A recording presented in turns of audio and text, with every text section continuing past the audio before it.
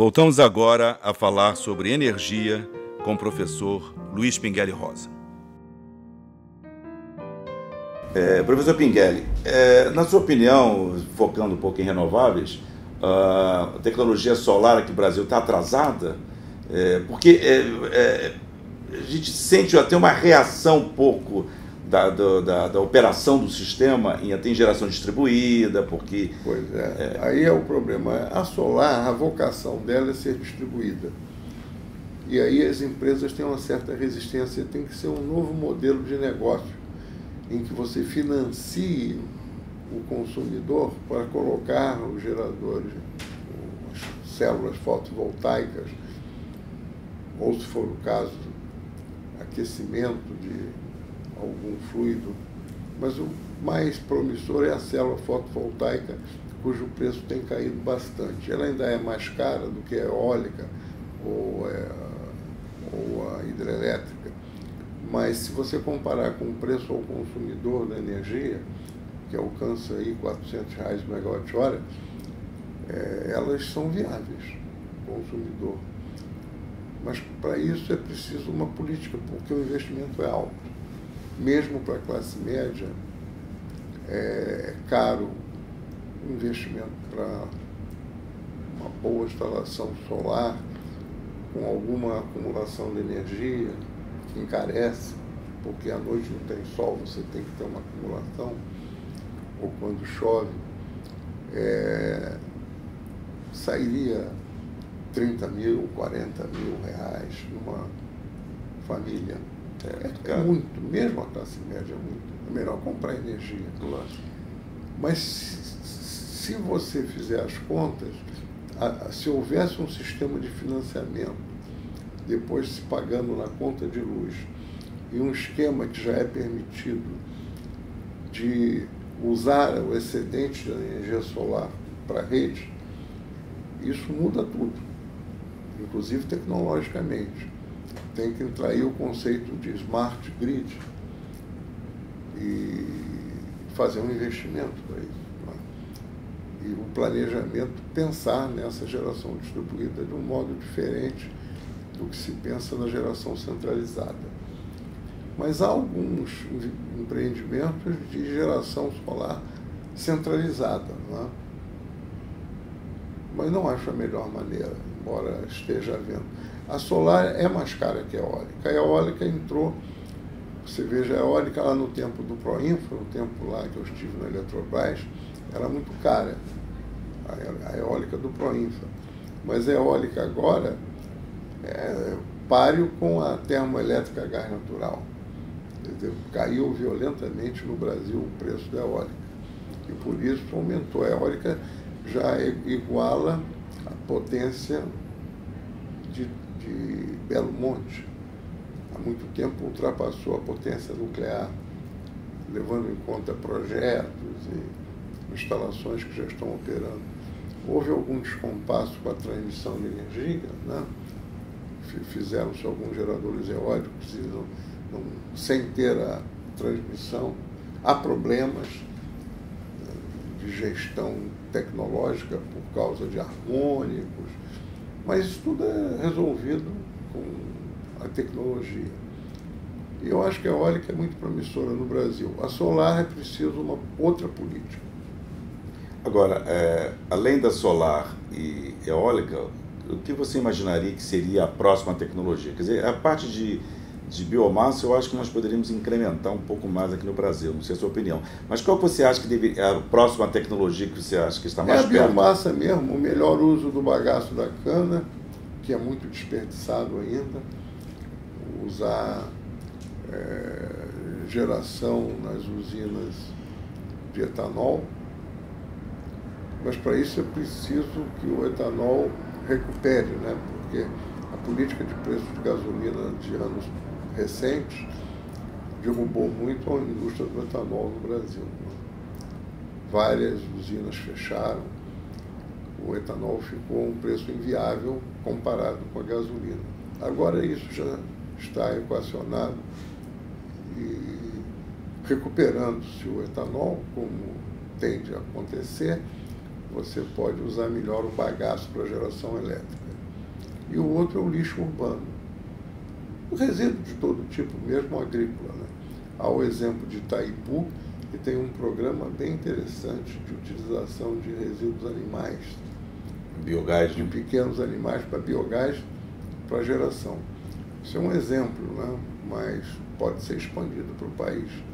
O lixo urbano é um grande problema. Se você usar o lixo urbano de duas maneiras possíveis, aí uma polêmica. Uma delas é a incineração com remoção dos efluentes poluentes. É possível, é caro, mas a tecnologia existe. E a outra é biodigestores e utilizar o biogás.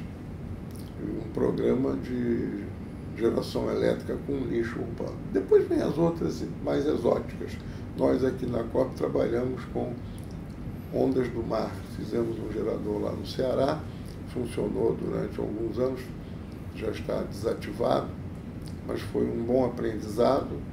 Estamos fazendo um com Furnas aqui na Baía de Guanabara, de uma tecnologia um pouco diferente.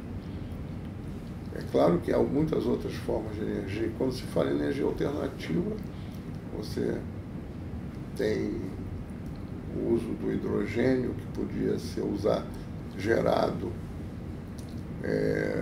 via excedente de energia elétrica em horas de baixo consumo e depois transmitido para ser aplicado em geração elétrica.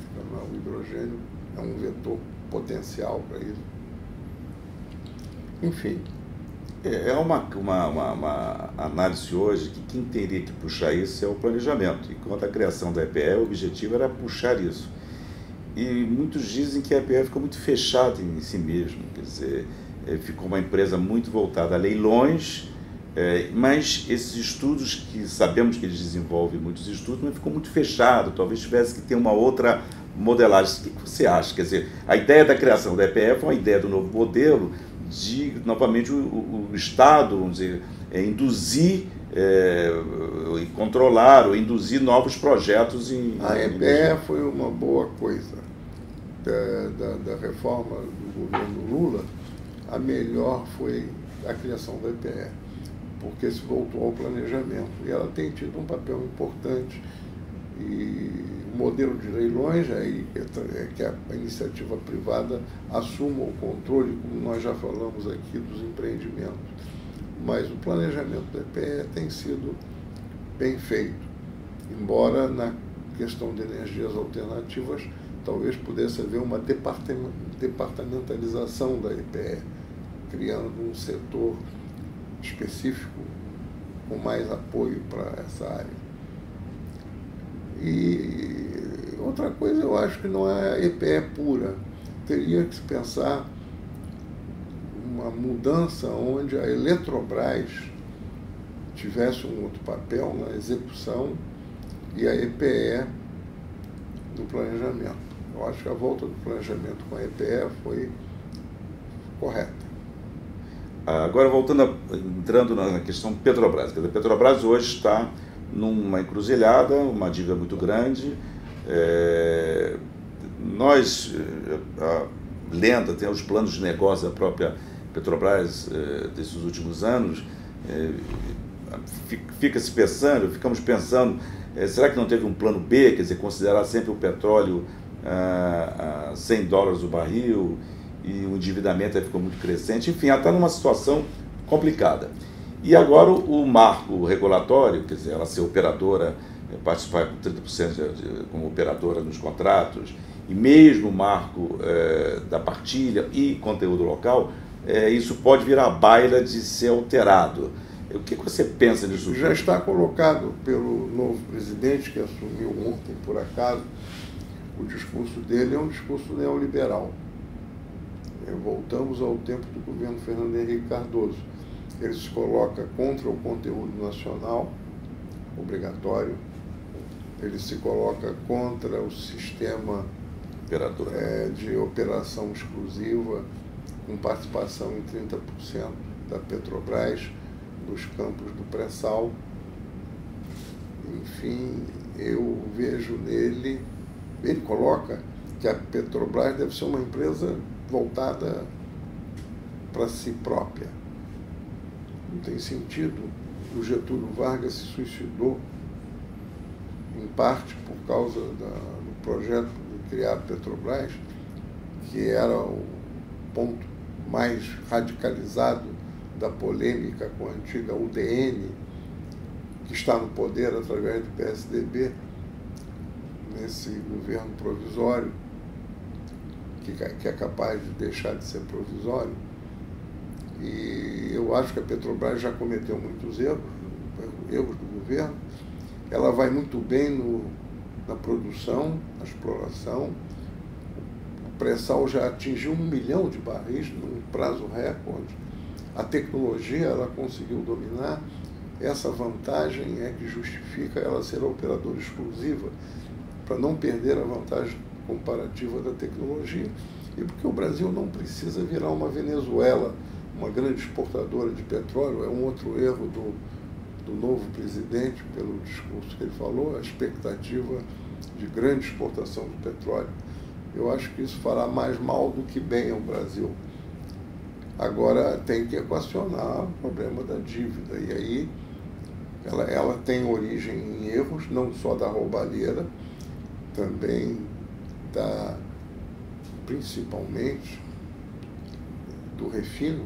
O refino foi um prejuízo, e a importação de derivados e venda de gasolina a preço menor do que o importado, isso tudo acumulou um prejuízo considerável na Petrobras. E ela tem uma dívida que, para ser coberta, terá alguma necessidade de alguma capitalização por parte do governo, ou então venda de ativos. Há ativos que poderiam ser desfeitos, por exemplo, investimento na Argentina, não poderia se desfazer deles. Mas eu sou contra a venda de ativos na área de produção de petróleo no país, e mesmo da BR Distribuidora, que é a cara da Petrobras para o consumidor. Vamos ter uma época difícil. Eu acho que a luta quanto a esses aspectos será agora reavivada se o governo se mantiver, caso não volte a Dilma à presidência aí no final do julgamento do Senado. Acho que é possível que a Petrobras perca o papel que ela tem de empresa nacional. A venda de ativos talvez tenha que ser muito bem pensado, porque pode o ativo não ser escolhido ser o melhor para ser vendido, como você falou da própria BR. Fala-se que talvez alguns poços em terra talvez fosse uma saída de você ter um bom retorno, e aí Petrobras tem uma experiência muito grande offshore. Talvez tivessem empresas até menores interessadas em pagar bem por determinados postos, e aí a Petrobras não perderia. Isso é uma discussão que eu tenho ouvido também. Aí teria que ver o que é pagar bem. Porque o perigo é você se desfazer dos ativos e não resolver a dívida, e simplesmente perder os ativos. Mas isso deve ser objeto de uma discussão cuidadosa. Mas a atual gestão da Petrobras tende a ser uma gestão antinacional, muito subalterna a interesses estrangeiros das grandes empresas petrolíferas. Agora, já caminhando para o fim da nossa conversa aqui, eu queria conversar um pouco do Pinguelli físico, com livros de tecnociências, humanidades, quer dizer, quer dizer, esse pedaço, vamos dizer, filosófico da física, você continua ainda ativo, continua interessado? Isso é o que mais me atrai. Eu dou uma disciplina aqui, tenho alguns alunos de tese, publicamos um trabalho há pouco tempo sobre o éter, o velho éter lá do Aristóteles, ressuscitado no eletromagnetismo do século XIX, eliminado pela teoria da relatividade restrita, e recuperado pela teoria do campo e da relatividade geral.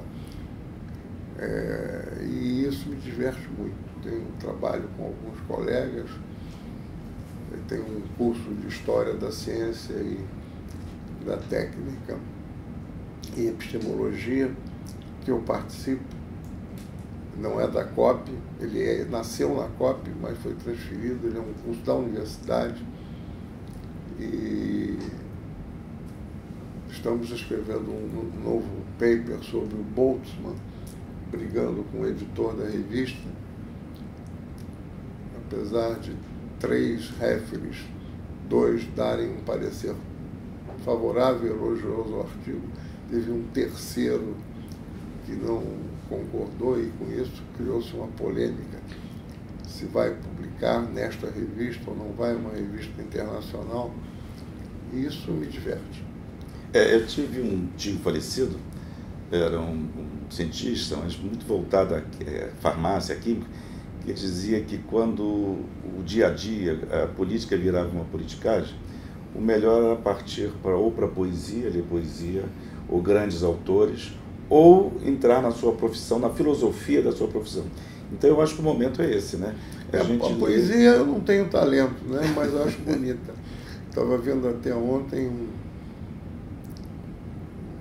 no canal Curta, um documentário sobre o Carlos Drummond de Andrade, que foi delicioso.